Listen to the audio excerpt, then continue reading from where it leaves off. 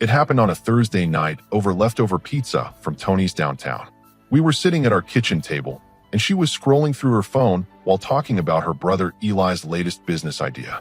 I was listening, nodding at the appropriate moments, when she looked up and said something that changed everything. "You know, my family will always come first in every decision. Your second priority, maybe third." She said it so casually, like she was commenting on the weather. No emotion, no hesitation, just a statement of fact. I put down my slice of pizza and looked at her. "Good to know where I stand." She shrugged. "I'm just being honest. Blood is thicker than water, and they were here before you." That was it. No follow-up discussion, no attempt to soften the blow. She went back to her phone, probably texting her sister Joy about some family drama I'd inevitably be expected to help solve. I finished eating in silence, watching her type away.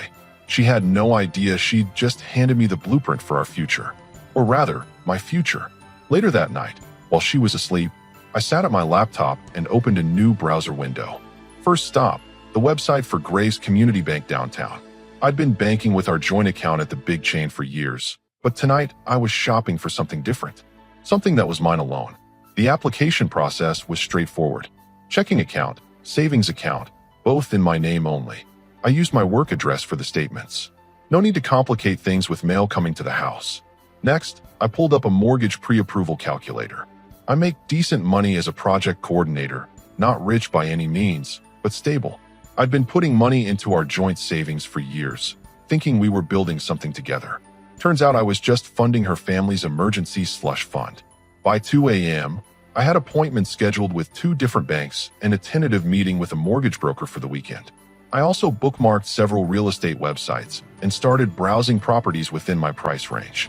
The next morning, she was rushing around getting ready for work, complaining about how her parents needed help with their property taxes again. She grabbed her coffee and purse, kissed me on the cheek like nothing had changed, and headed out the door. "I'll probably be late tonight," she called over her shoulder. "Meeting Joy and Eli to talk about Dad's situation." "Sure thing," I replied, already mentally drafting my lunch break errands. By Friday afternoon, I had my new account set up and my first deposit made. Direct deposit would take a week to switch over, but I moved half of what was in our joint savings to start building my independence fund. She never checked the statements anyway, too busy managing everyone else's crisis. Saturday morning, I told her I was going to meet some guys from work to watch the game. Instead, I spent 3 hours with Richard Faulkner, a mortgage broker who walked me through exactly what I could afford and what my timeline looked like. "Most people think they need perfect credit and a huge down payment," he said, reviewing my paperwork. "But you've got steady income, decent savings, and no major debt. You could close on something within 60 days if you wanted." That evening, she was on the phone with her mother for 2 hours, discussing her brother's failed restaurant and how they might need to help with his lease payments. I sat on the couch, researching investment strategies and retirement planning.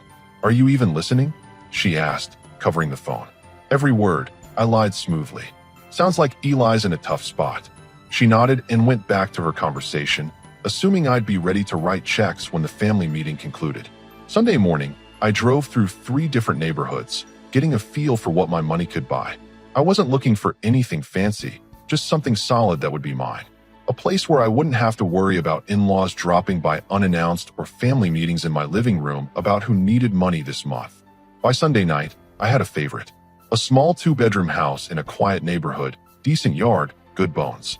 The asking price was exactly what I could afford, and the location was perfect. Close enough to work, far enough from drama. She spent Sunday on the phone with various family members, coordinating some kind of intervention strategy for her brother's financial problems. I heard her mention my name twice, both times in the context of "he'll understand" and "we can figure something out." That night, as we got ready for bed, she finally looked up from her phone long enough to notice me. "You've been quiet this weekend. Everything okay?" "Just thinking," I said, brushing my teeth. "About what?" I spit out the toothpaste and looked at her in the bathroom mirror. "Priorities." She laughed. "Don't overthink it. Family stuff is complicated, but it always works out." "I'm sure it does," I replied, turning off the light. As I lay in bed listening to her breathing, I realized she was absolutely right about one thing. Family stuff was complicated, but she'd made her choice about who was family, and I'd made mine about who comes first in my life. Monday morning, I had another appointment, this time with a financial advisor. Monday's meeting with the financial advisor went better than expected. Daniel Blackburn was a straight shooter who didn't try to oversell me on complex investment packages I couldn't afford. We sat in his modest office while he reviewed my situation. "You want to build wealth independently," he said, looking over my numbers. "Smart move. Diversification isn't just about stocks and bonds. It's about life strategy too." He recommended a simple 3-part approach: max out my 401k contributions, open a Roth IRA, and keep building my emergency fund. Nothing fancy, but solid fundamentals that would compound over time. "The key is consistency," he explained. "Small amounts invested regularly beat large amounts invested sporadically. You're playing the long game now." By Tuesday, I'd adjusted my payroll deductions and opened the IRA. My take-home pay dropped slightly, but I was building something that belonged entirely to me. No joint ownership, no family meetings required to access my own money. Wednesday brought the first test of my new approach. She came home frustrated, tossing her purse on the counter harder than necessary. Eli's landlord is threatening eviction. He needs $3,000 by Friday or he's out. I looked up from the dinner I was preparing. "That's rough. What's his plan?" She stared at me like I'd asked what color the sky was. "We need to help him." "Obviously." "We?" "Yes, we. He's family." She pulled out her phone and started typing. "I already told Joy we'd cover it. She's coordinating with Mom and Dad to see how much they can contribute." I set down the spatula and turned to face her. "When did we discuss this?" "We don't need to discuss helping family," she snapped. "It's what people do." "Some people," I corrected. "But those decisions involve our money, which means they involve both of us." She looked genuinely confused, like I was speaking a foreign language. "Since when do you have a problem helping my family?" "Since you made it clear where I rank in your priorities." That stopped her cold. For a moment, she seemed to remember our conversation from Thursday night. But instead of addressing it, she did what she always did. She deflected. "This isn't about priorities. This is about doing the right thing." According to who? According to basic human decency. She was getting loud now, which meant she thought volume would win the argument. "My brother needs help, and we can provide it." I went back to stirring the pasta sauce. "I can't provide it." "What do you mean you can't?" "I mean exactly that. I don't have $3,000 available for your brother's rent." This was technically true. My emergency fund was earmarked for emergencies, and Eli's poor business planning didn't qualify. My new investment accounts were off limits entirely. "That's ridiculous," she said. "We have money in savings." "You have money in savings." "I've been reorganizing my finances." The confusion on her face was almost comical. She pulled out her phone and opened our banking app, probably to show me our joint account balance. When she saw the reduced amount, her expression shifted. "Where did the money go?" "Into my personal accounts." "Your personal accounts?" She said it like I'd told her I'd spend it on cocaine. "Since when do you have personal accounts?" "Since I decided to prioritize myself in my own life." She stared at me for a long moment, processing this information. I could see her trying to figure out if I was bluffing, having some kind of midlife crisis, or genuinely serious. "You can't be serious right now. Eli needs help. Eli needs to learn financial responsibility. But that's between him and whoever decides to enable his next failure." "Enable?" Her voice cracked on the word. "This is my brother we're talking about. I know exactly who we're talking about. The same brother who needed help with his security deposit 6 months ago, and his car payment before that, and his credit card debt before that." She opened her mouth to argue, then closed it, because she knew I was right. "This is different," she said finally. "It's always different. But somehow it always involves our money. My family has always been there for us. Your family has always been there for you. There's a difference." Thursday morning, she tried a different approach. Instead of demanding, she attempted reasoning. "Look, I know you're upset about what I said last week. Maybe I could have phrased it better." The phrasing wasn't the problem. The sentiment was. She sat down across from me at the breakfast table. "Family is important to me. That doesn't mean you're not important too. It means exactly that, actually. You said it yourself. Second priority, maybe third." "I didn't mean it like that." "How did you mean it?" She struggled for an answer, which told me everything I needed to know. She hadn't misspoken. She'd been honest for once, and now she was trying to backtrack because she needed something. "Can we table this discussion and focus on Eli's situation?" she asked. "There's nothing to table. You've been clear about your priorities, and I've adjusted mine accordingly." "What does that mean?" "It means I'm not funding your family's emergencies anymore." Friday morning brought panic. Eli's deadline was approaching, and the family funding plan had fallen short. Her parents could contribute $500. Joy could manage $300. That left $2,200 unaccounted for. "Please," she said, standing in our bedroom doorway while I got dressed for work. "I'll pay you back." "With what money?" "I'll pick up extra shifts. I'll figure it out." "You'll figure it out the same way Eli figured out his business plan?" She flinched at that, but pressed on. "This is important to me. I understand that. But your importance doesn't override my financial security." "Since when do you worry about financial security?" "Since I realized I might need to take care of myself someday." That afternoon, I put an offer on the house I'd been watching. Full asking price, quick closing, cash down payment from my newly independent savings account. The seller accepted immediately. I'd be a homeowner in 30 days, and it would belong entirely to me. The closing paperwork sat on my desk, at work like a small victory. 30 days until I owned something that existed completely outside her family's sphere of influence. No joint mortgage, no shared equity, no committee votes required to make decisions about my own property. Eli ended up borrowing money from a payday loan place, which solved his immediate crisis and created a bigger long-term problem. But that wasn't my concern anymore. She spent the weekend alternating between silent treatment and passive-aggressive comments about my selfishness. I spent it researching home security systems and interviewing contractors for basic updates the house would need. Monday brought a call from the mortgage broker with good news. "Your credit score actually improved since our last meeting. The bank is offering you a rate that's half a point better than we discussed." "How much does that save me?" "About $8,000 over the life of the loan. Your debt-to-income ratio looks fantastic now that you've eliminated the joint account obligations." Interesting how removing myself from her family's financial emergencies improved my creditworthiness. Tuesday, I opened another investment account, this one focused on aggressive growth.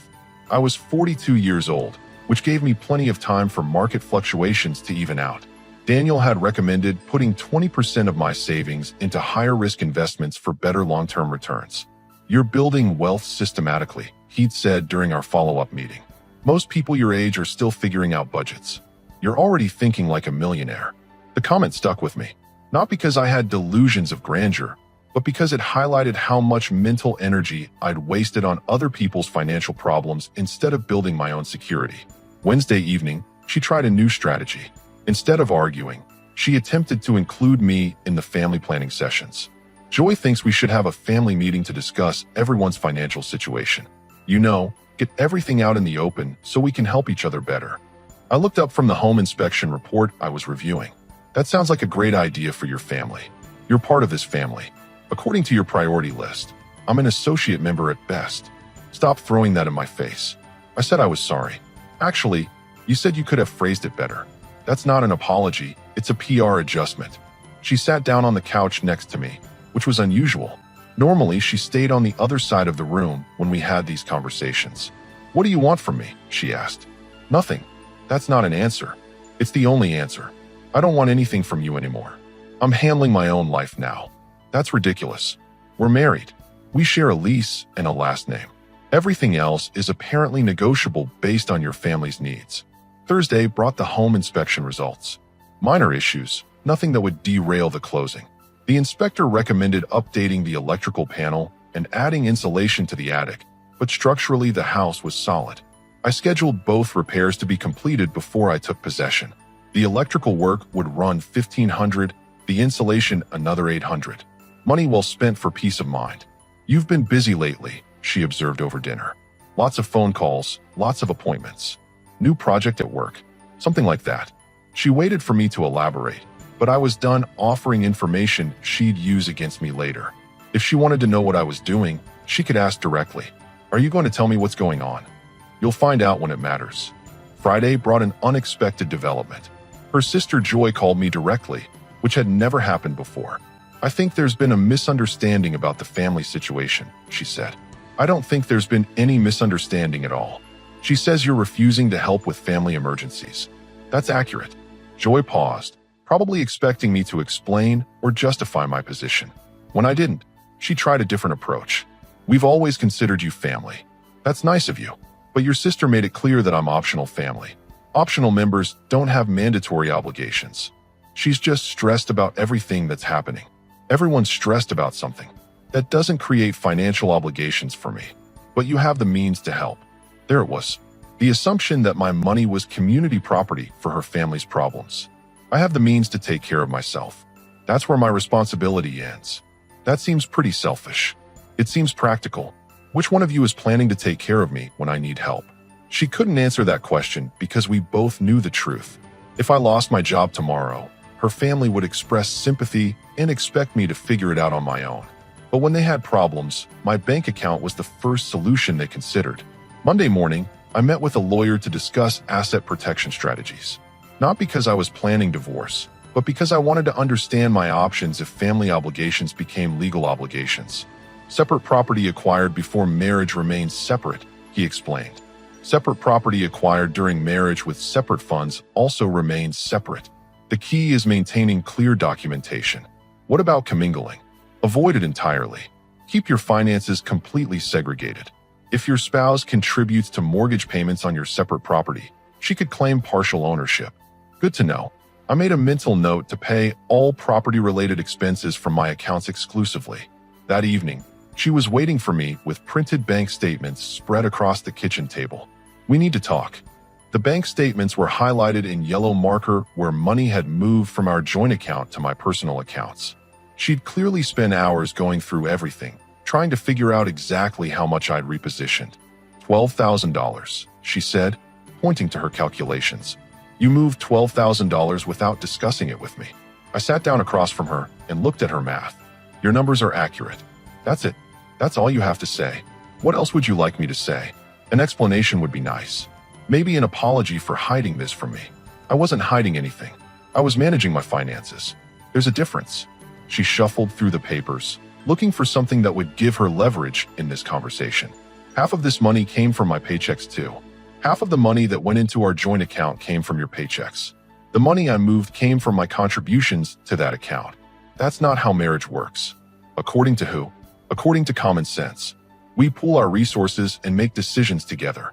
You pool our resources and make decisions for your family. I've decided to opt out of that arrangement. The conversation was interrupted by her phone ringing. She glanced at the caller ID and her face went pale. It's Mom. She answered on the third ring, and I could hear the panic in her mother's voice even from across the table. Something about foreclosure notices and bank deadlines and needing to find money immediately. Slow down, Mom. Start from the beginning. Her mother explained that they'd received a final notice. 60 days to bring their mortgage current or face foreclosure.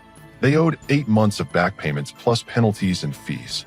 Total amount, $24,000. How did it get this bad? My wife asked. Her mother launched into a story about medical bills and reduced Social Security payments and helping Eli with his previous emergencies. The same cycle that had been draining their finances for years just accelerated. We tried to refinance, but our credit is too damaged now. The bank won't work with us anymore. My wife looked across the table at me while her mother continued talking. I could see her mental calculations, adding up family resources and coming up short. Let me call you back, Mom. I need to discuss this with everyone. She hung up and stared at the bank statements between us. You heard all that. I did. My parents are going to lose their house. That's unfortunate. She waited for me to offer solutions, suggestions, anything that indicated I was planning to help. When I remained quiet, she became more direct. We need to help them. You need to help them. I need to protect my own financial future. This is different than Eli's situation. This is their home. It's the same pattern with higher stakes. Poor financial decisions leading to emergencies that become everyone else's responsibility. These are my parents. I understand who they are. But understanding relationships doesn't create financial obligations. She stood up and started pacing, which meant she was shifting into problem-solving mode. If we combine everything we have in savings, plus what Joy and Eli can contribute, plus maybe a personal loan, you can do whatever math makes you feel better. But my money isn't part of your equation. How can you be so cold about this? I'm not cold. I'm consistent. You establish that your family comes first in every decision. This is you making decisions about your family, but they'll lose everything. That's a consequence of their choices. Adults face consequences. My phone buzzed with a text from the moving company confirming Saturday's appointment. I'd hired them to move my personal belongings to the new house once closing was complete. She saw me check my phone and her expression shifted from desperation to suspicion. What was that? Nothing important. Show me. No. Show me the text. I don't take orders from you. She reached for my phone, but I pulled it away. What are you hiding? I'm not hiding anything. I'm maintaining boundaries. Boundaries? We're married. Married to someone who's made it clear that I'm not a priority. Married people who aren't priorities don't get unlimited access to each other's business. Thursday brought 3 more phone calls from her family. Eli called to suggest a family meeting to discuss pooling resources for the parents. Joy called to ask if we could co-sign a loan since their credit was better than their parents. Her father called directly, which he'd never done before, to ask if I could temporarily lend them money against the equity in our rental house. We don't own our rental house, I told him. We rent it. But you have good credit. You could get a loan. I could, but I won't. This is my home we're talking about. I understand that. But your home isn't my responsibility. Family helps family. Your family helps your family. I help myself. Friday afternoon, she came home early from work, which was unusual. She looked like she'd been crying, which was even more unusual. I talked to a lawyer today. About what? About our assets. About what I'm entitled to if we separate. There it was. The threat I'd been expecting since this all started. What did the lawyer tell you? That anything acquired during marriage is community property, including your new bank accounts. I nodded. Did the lawyer explain the exceptions to that rule? What exceptions? Separate property acquired with separate funds remains separate, as long as you can document the source of the funds and maintain clear separation. Her face went through several expressions as she processed this information. You've been planning this for months. I've been protecting myself for months. There's a difference. You bastard. I'm the bastard. You told me exactly where I stood in your priorities. I adjusted my behavior accordingly. That's called adapting. Saturday morning brought the call I'd been expecting. Joy, in tears, explaining that they'd run out of options for their parents. The foreclosure was proceeding, and they needed a miracle.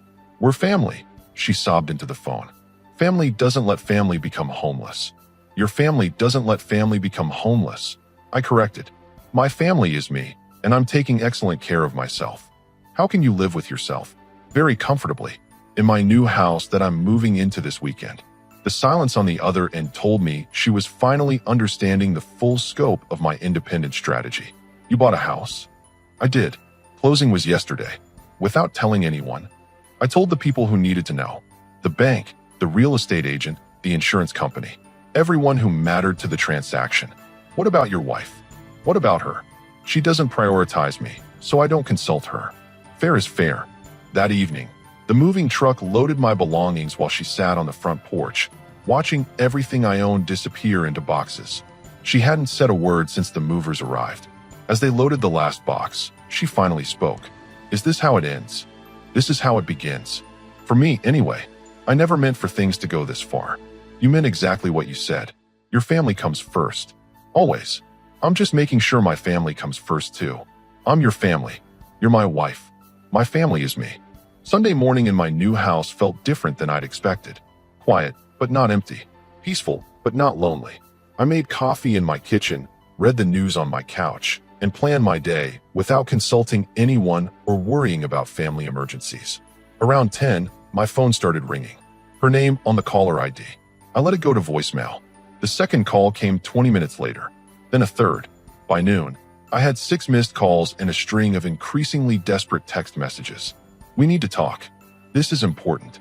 Answer your phone. Don't ignore me. My parents need an answer today. Please. That last word told me everything about her mental state. She'd moved past anger into desperation, which meant the family meeting had gone poorly. I texted back, I'm available to talk at 2 p.m. if you want to come by. Her response was immediate. Come by where? My house. My new house. Send me the address. At exactly 2 o'clock, her car pulled into my driveway. She sat there for a few minutes, probably processing the reality that I'd bought an entire house without mentioning it to her. When she finally got out, her movements were stiff, like she was forcing herself through each step. I opened the door before she could knock. Nice place, she said, looking around the living room. When did you buy it? Closed on Friday. Moved in yesterday. How long have you been planning this? Since the night you explained my ranking in your priority system. She walked through the main floor, taking inventory. You furnished it too. I bought what I needed. Nothing fancy, but it's mine. How much did this cost? Why do you want to know? Because we're still married, and I'm trying to understand what you've done with our money. Your money is still in your accounts. My money bought this house. She stopped in the kitchen doorway. Our money bought this house. No, money from my salary, deposited into my personal accounts, after I separated my finances from yours, bought this house. There's a paper trail documenting every transaction. We'll see what a judge says about that. We can find out anytime you want. But right now, you said this was important. What do you need? She pulled out her phone and showed me a document. Foreclosure notice. They have until Wednesday to bring the mortgage current. That's 3 days. We found a solution, but we need your help to make it work. I sat down at my kitchen table. Explain your solution. Joy's husband can get approved for a loan if he has a co-signer with good credit and sufficient income. The monthly payments would be manageable if we all contributed proportionally. Define proportionally. Based on income and ability to pay. You make more than anyone else, so your share would be larger. How much larger? She hesitated, which meant the number was ridiculous. $800 a month. $800 a month to pay your parents' mortgage. To save their home. For how long? Until they get back on their feet financially. When has anyone in your family ever gotten back on their feet financially? She ignored the question. Will you do it? No. Just like that? No consideration. No discussion. What's to discuss? You want me to commit to paying $800 a month indefinitely to solve a problem your family created. It's not indefinite. Once Dad's Social Security situation gets resolved and Mom goes back to work. Your mother is 67 years old. She's not going back to work. She might. She won't. And your father's Social Security situation is resolved. He's getting exactly what he's entitled to based on his work history. The payments aren't enough to cover their expenses. Then their expenses need to change. You're talking about my parents like they're strangers. I'm talking about them like adults who need to live within their means. She pulled out a chair and sat across from me. Please, I know things have been tense between us, but this is bigger than our problems.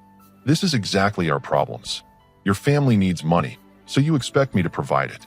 That's the pattern that created our problems in the first place. If you help with this, I'll make changes. We can go to counseling, work on our communication. What changes? I'll be more considerate of your feelings when family situations come up.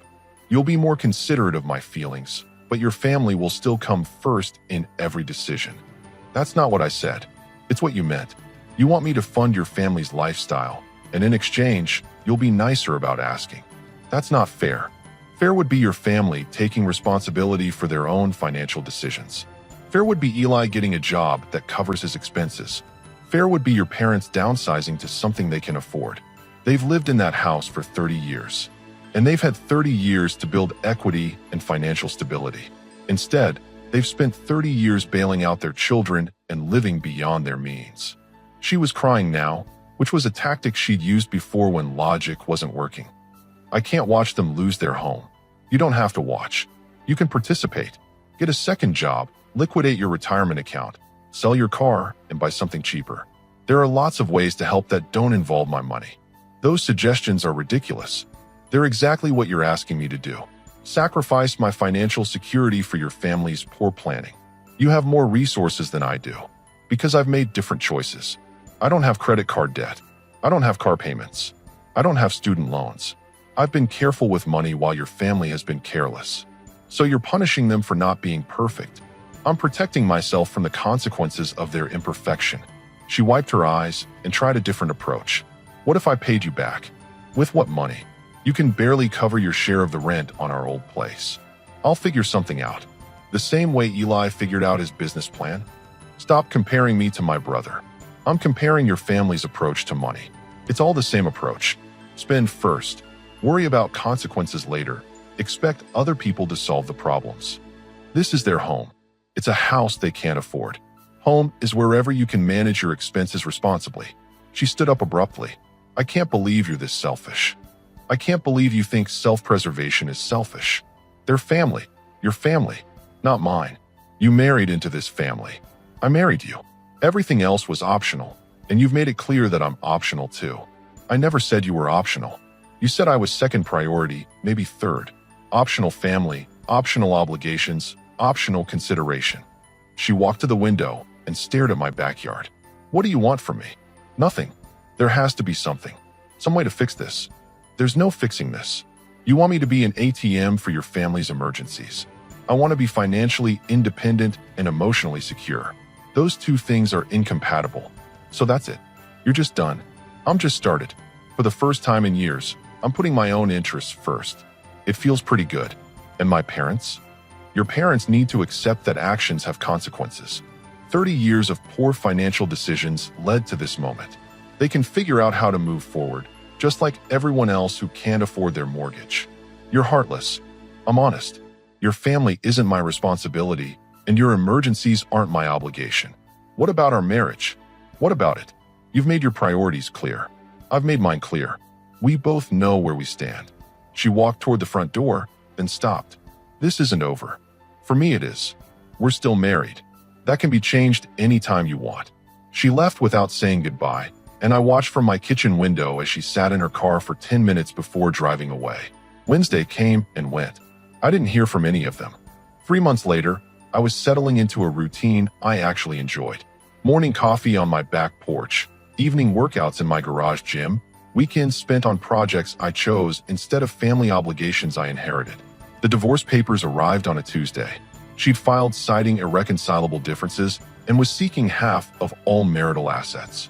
Her lawyer had clearly done homework, requesting detailed financial statements and documentation of all accounts.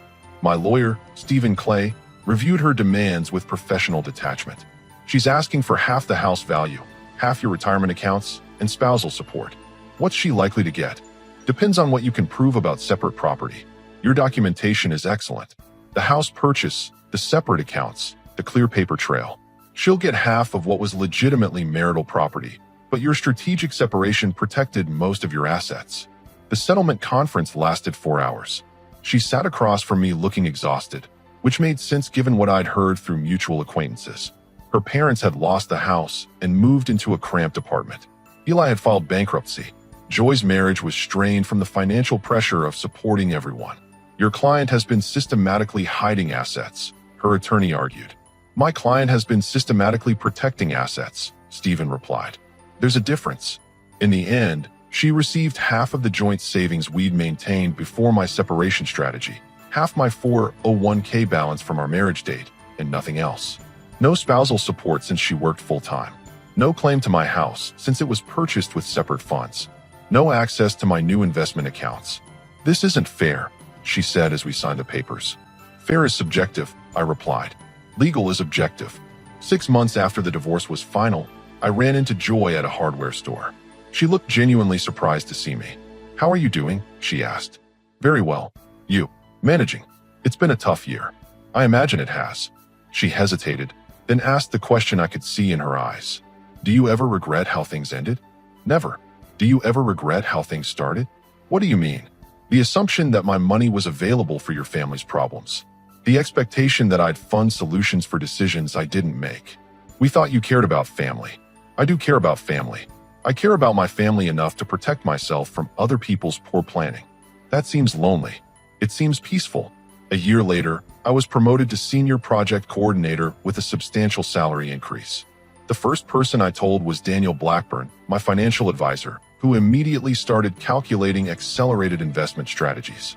At this rate, you'll be financially independent by 55, he said. What does that look like? Enough passive income to live comfortably without working. Complete freedom to make choices based on what you want instead of what you need. Sounds perfect. I bought a truck that weekend.